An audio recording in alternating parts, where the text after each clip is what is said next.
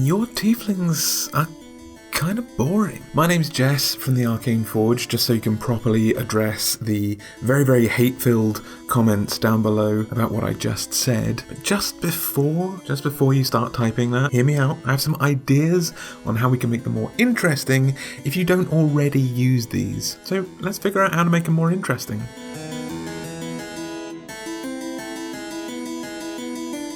For many of us, purely due to the popularity of this current edition of D&D, 5th edition that is, at the time of filming this video, the 5th edition Player's Handbook is probably where we first were introduced to the idea of tieflings, where they are described as follows, quote, "Tieflings are derived from human bloodlines, and in the broadest possible sense they still look human. However, their infernal heritage has left a clear imprint on their appearance. Tieflings have large horns that take any of a variety of shapes. Some have curling horns like a ram, others have straight and tall horns like a gazelle's, and some spiral upwards like an antelope's horns. They have thick tails, 4 to 5 feet long, which lash or coil around their legs when they get upset or nervous.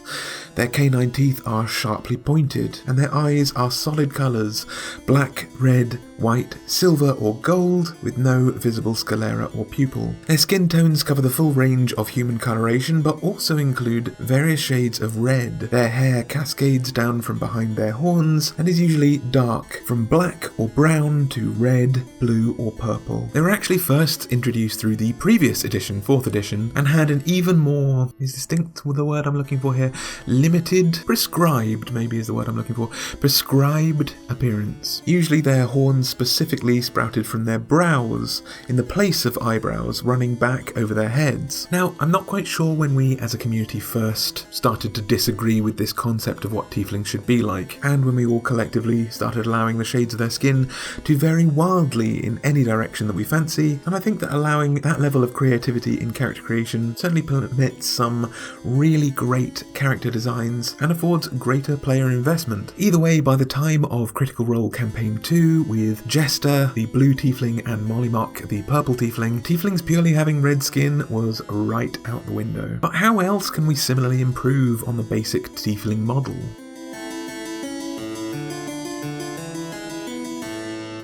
So the main thought for me going into this was the idea of, it doesn't seem right that only humans would be the ones to gain infernal heritage. Perhaps we could start off with a base of various different player species that are a bit more common and give them the tiefling treatment. With so many new options afforded to me, I decided to go over to Twitch and ask the chat what they thought and get their feedback on ideas for how I should start drawing some of these. And indeed, we see similar options available to DMs through creatures like the Tanaruk, orcs whose blood has been tainted by an outsider, quote, outsiders in D&D, being things like demons, devils, aberrations, and other creatures not traditionally of the material plane, which is where your player character probably came from. We also have Cambions, who are half-fiend creatures, usually the offspring of succubi or incubi in D&D, who resemble their humanoid parent, while also having obvious infernal traits like wings,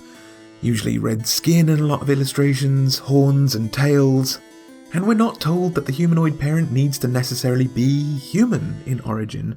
So we could have a whole host of tieflings of different species who owe their lineage to a Cambion of some kind. We also have the Fey-Ri, Fey''ri, introduced in 3rd edition, who the Forgotten Realms wiki describes as, quote, "They were to elves as tieflings were to humans and Tanaruks to orcs." The Fey-Ri were the result of inbreeding between sun elves and Tanari, which means demons in D&D, in an attempt to strengthen the sun elf bloodline. Similarly, Maeleuths, I think, Maeleuths, who are the descendants of devils and dwarves, and wisplings who arise from the union between halflings and demons, all of which were introduced in 3rd edition. It was a wacky sounding edition. The existence of Abishai, who in D&D at least are devilish servants of the Dragon Queen Tiamat, known as Scaled Devils, also implies that some kind of heritage which results in Dragonborn-like creatures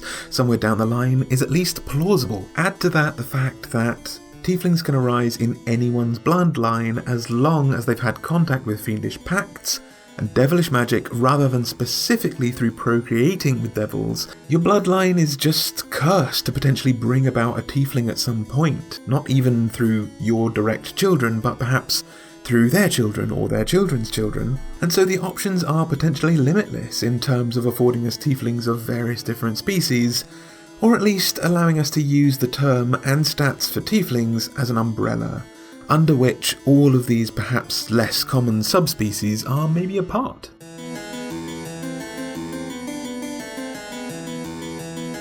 With the release of Mordenkainen's Tome of Foes in 2018, which first of all, what? Like, how was that so long ago already? I feel like I just aged a further 10 years in just that sentence alone, so let me just get to grips with that for a bit. But anyway, with the release of Tome of Foes, we are informed that Tieflings, the Tieflings that we were hitherto familiar with, all owed their heritage specifically in some small part to Asmodeus or Asmodeus, however you want to pronounce it, the big bad of D&D basically.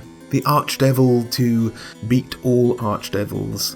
I made a video about he, them, it, whatever you want to call Asmodeus, but they're like the Ultra Devil. In addition, we're presented with a series of alternative origins, bloodlines, and curses which could have influenced your personal tiefling's origin and their resulting flavour.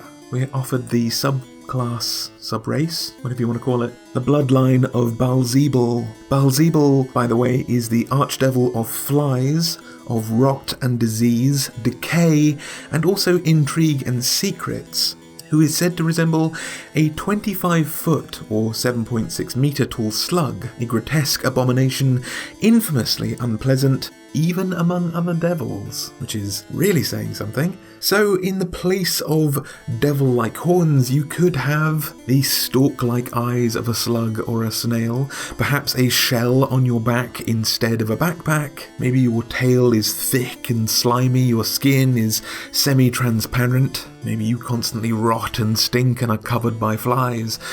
Maybe that shapes how you cast spells. An insect swarm becomes one of your all-time favourites. The bloodline of Dispater allows you to disguise yourself and detect thoughts. Dispater is the Iron Duke, a master strategist, obsessed with secrets, self-preservation, paranoia, and the tactics of war.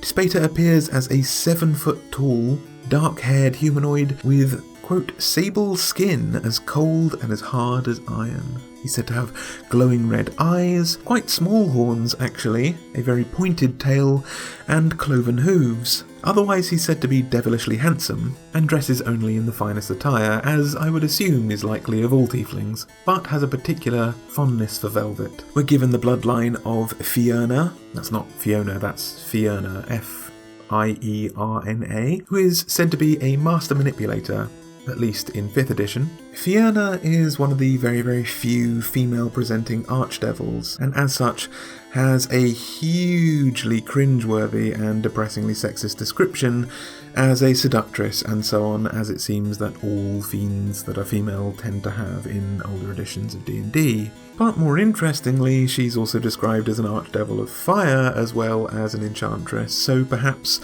we could generously bring her into the modern world as an archdevil of sorcery instead? And sadly, her description is pretty much just described as being super sexy, so not really much to go for making a tiefling more interesting. Sorry, I just heard Myrtle sniffing away at the door, so I thought this would be a good opportunity to take a quick break and talk about Patreon and support, basically. Have a little interlude. So I'll be as quick as I can. So these videos take a really long time to make. It's basically a full-time job.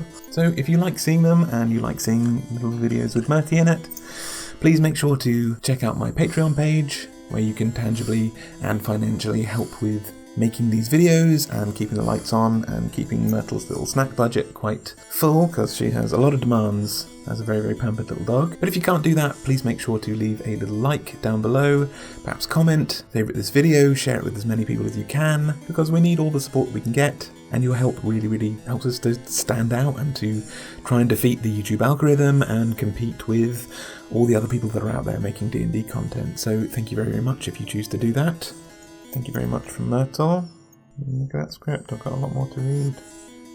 Got a lot to do, and then I'll play with you after. We get the bloodline of Glasya. Glasya, just like pretty much all the other female devils, is described very depressingly as succubus-like. It's just like really tired and boring. But regaining my will to persevere with this tired objectification, we're also told that Glasya appeared as a 9-foot-tall, black-haired figure, similar in form to a succubus. She was well built and of unearthly beauty.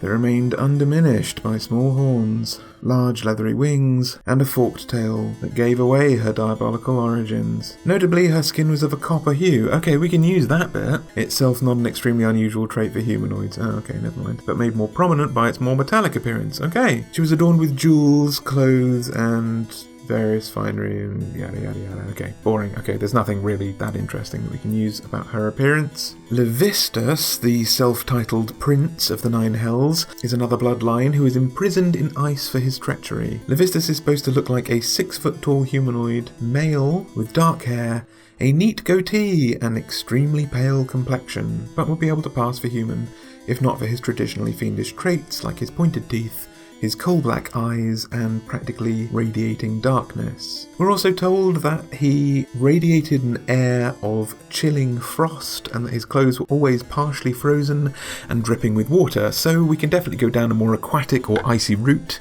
Maybe you have icicles for horns, or maybe your teeth are icicles, or something like that that never truly melt. The bloodline of Mammon seems like an interesting one. Mammon is the Epicurean god of excess and gluttony, of wealth and of greed. He was said to be 30 feet tall. His lower half was an enormous spotted serpent with yellow-brown skin, which is apparently compared to swirled vomit, which, man, that is disgusting. But otherwise, he's supposed to be a muscular humanoid with bony spines protruding from across his shoulders and along his arms. But aside from his serpentine swirled vomit body, apparently, he's just a muscular dude with really sharp bony points and horns and stuff like that. So maybe giving your tiefling serpent legs or a really thick like serpentine tail. Or maybe just giving them kind of serpent scales. The bloodline of Mephistopheles tends to just give us more of the kind of traditional Asmodeus style tieflings, traditional red skin, horns and bat wings and all the like. But Zariel could be really interesting. There's also the bloodline of Zariel, who we're probably most familiar with in 5th edition because there's a book all about descending into Avernus and dealing with Zariel. After her descent from a more angelic form, a halo of fire burned atop her head. Her once fine skin seemed scorched and her angelic wings, ruined by flame, took on a leathery appearance.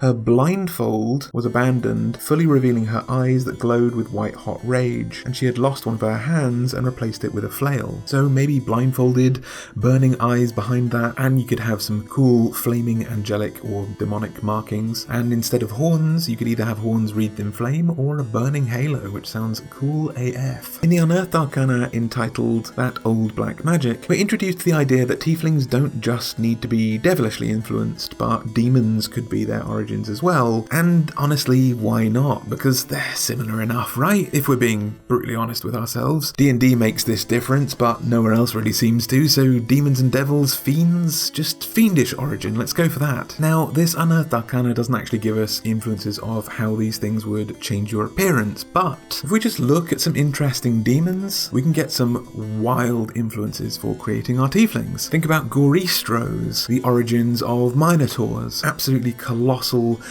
burning Minotaur-like demons that I'm desperate to redraw because I totally don't like how they look in traditional D&D, but I really have some fun ideas for how I want them to appear if I were to illustrate them, so someone please suggest that down below so I can get on that as soon as possible. Abyssal chickens! Who doesn't love an abyssal chicken?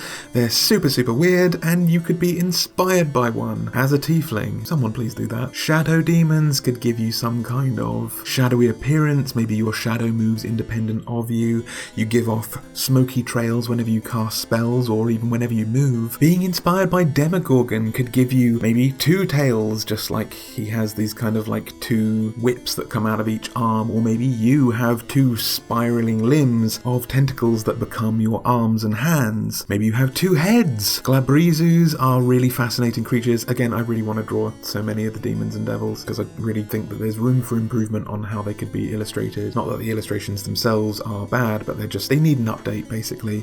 But massive pincers for hands, who doesn't love that? Having an extra set of arms, maybe a tiny little set of vestigial arms that grow as well. Dwiblex is the god, the demon prince of oozes and stuff, so you could be sort of like semi-transparent as a tiefling. Oozy and slimy and weird and gross. Nalfeshnis are swine-like giant gluttons with tiny little bird wings that would be amazing inspiration for making some kind of tiefling. There are insectoid devils and demons. Basically, the list goes on and on and on in terms of weird things that you could use to inspire your tieflings, even if you start with a human silhouette.